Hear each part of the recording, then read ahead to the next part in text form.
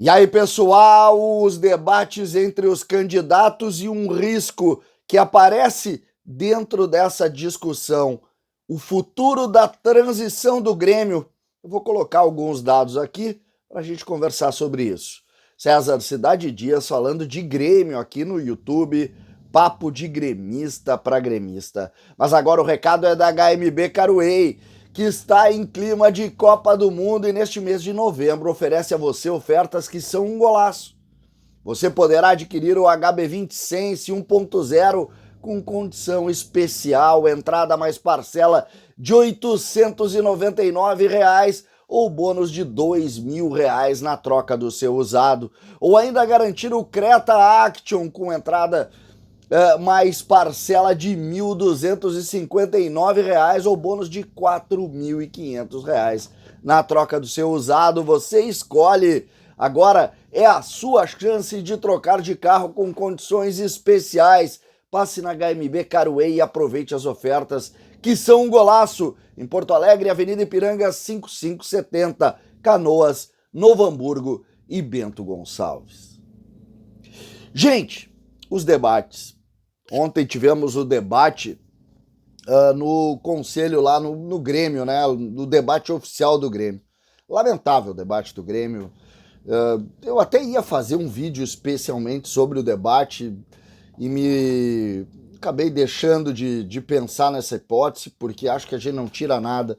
Nós vamos só expor o Grêmio mais ainda, colocar os erros que aconteceram, que não foram poucos. Nós falamos de muitos problemas, então não me parece adequado a gente estar aqui tocando, lembrando e falando sobre o que aconteceu no debate ontem, né? É uma coisa que a gente não merece discutir. Mas dentro das entrevistas que os candidatos têm falado, uma das discussões, e é esse o ponto que eu quero tocar aqui, diz respeito à transição do Grêmio. E ali, sobretudo em cima do que o candidato Odorico tem falado, a gente tem visto muito a discussão sobre o número de jogadores sob contrato acima de 20 anos, a gente tem falado de uma readequação com a transição do Grêmio, e aí, obviamente, a gente faz o comparativo do que aconteceu no passado e o que a gente pode imaginar para o futuro do Grêmio. E a transição do Grêmio talvez seja um dos poucos acertos que não merecem contestação. Pensem bem, Luan, se não fosse a transição, não teria jogado.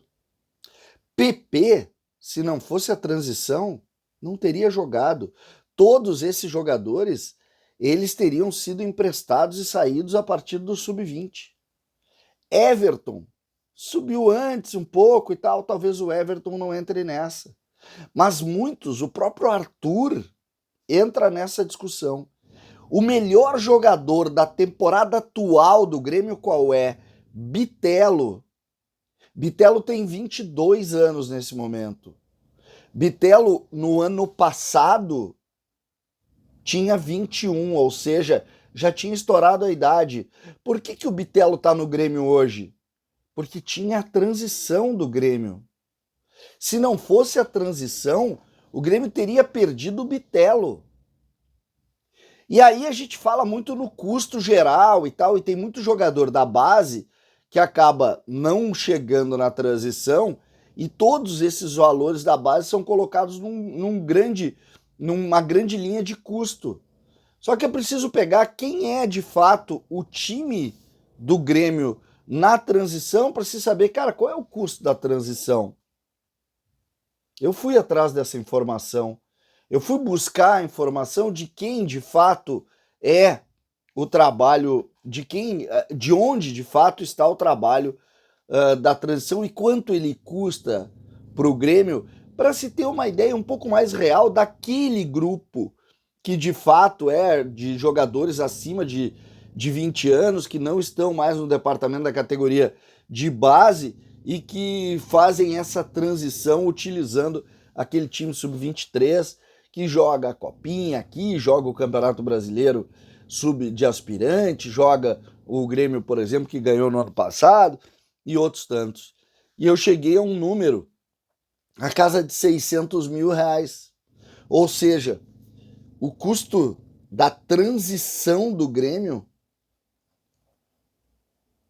ela está mais ou menos batendo com o custo do Lucas Silva, um dos reservas do time do Grêmio. E esse é um ponto que o gremista tem que olhar. Tem que olhar. O Grêmio precisa da transição exatamente para não perder. Ah, tem que mexer aqui e ali, como o próprio Dorico diz, ó, tem que mexer aqui e ali e tal. Tá tudo bem, eu acho que todo projeto merece sim ser cuidado, melhorado. Agora, terminar com a transição, não. O Grêmio não pode correr nenhum risco de terminar com a transição. Nenhum risco. Eu vou repetir. Luan, PP e mais precisamente agora, Bitelo. Peguem o exemplo do Bitelo. Ele vai no, ele nem muitas vezes ele não era nem titular naquele time sub-20. Ele não era, em alguns momentos ele não foi titular.